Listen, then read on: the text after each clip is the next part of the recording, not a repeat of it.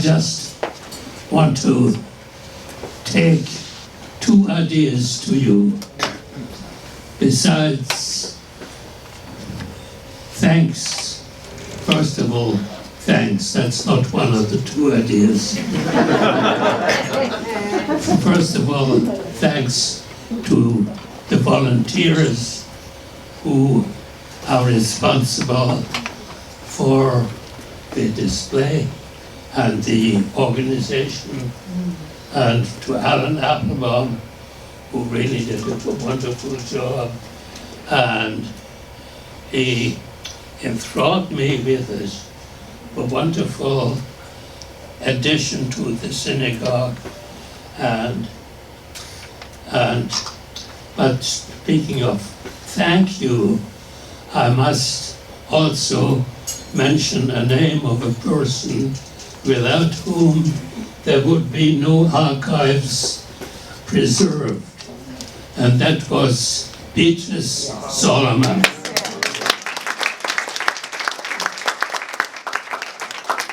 Beatrice Solomon saw to it that nothing of value was cast out, that it was preserved, and it was accessible to all of us. Now, the two things that I wanted to convey to you is this is not my personal archive. This is the Adath Israel archives. Of course, the synagogue being 117 years old, out of which 72 I was in connection with it. Of course, the archives of the synagogue must respect and do respect my relationship to it.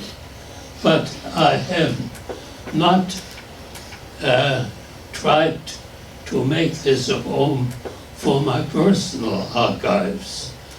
I'm working on it at home. I'm trying to put together. I have such things as my last letters from my parents before they were seized by the vortex of the Holocaust. A letter from my sister when she was liberated after the Holocaust. There are many personal things that I hope eventually they may, when the time comes for it, they may be the home of my personal archives as well. And, let me show you how it intervenes. This kippur was not bought in a bookstore.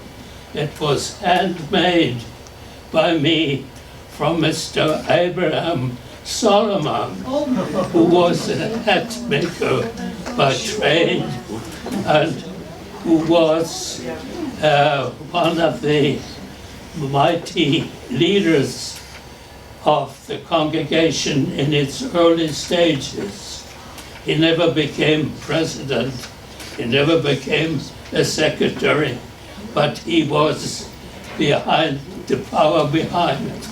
He allocated seats for the holidays, and that was a very delicate matter.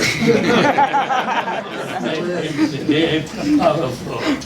And he made this kippur for me, and I wear it on such occasions as this here, and of course it recalls to me the Solomon family, which is a large, expanded family in Adath Israel. I see also but that I have to mention there's another cornerstone to my left. That's the original cornerstone of the building on Central Avenue. It was laid by the person who was really the founder of the synagogue, and that's Ansel Hashma.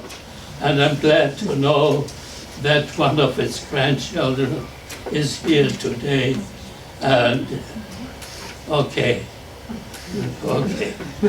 Anyways, I wanted to tell you that this, usually we associate archives with dusty, spider-web covered,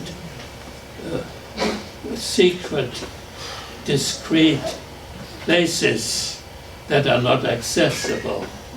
Well, the archives belong to the past. There are things that are of no use anymore. So, but I want you to understand that the archives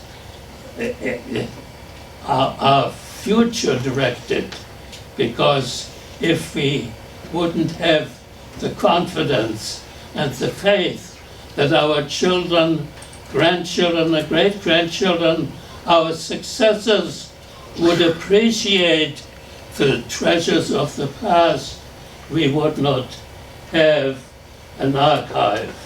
So the archive is really yes to the future. We have a future, we will have a future, and that this future will be nourished by our memories and by our secret dependency on the past. And this is the second thing I want to say.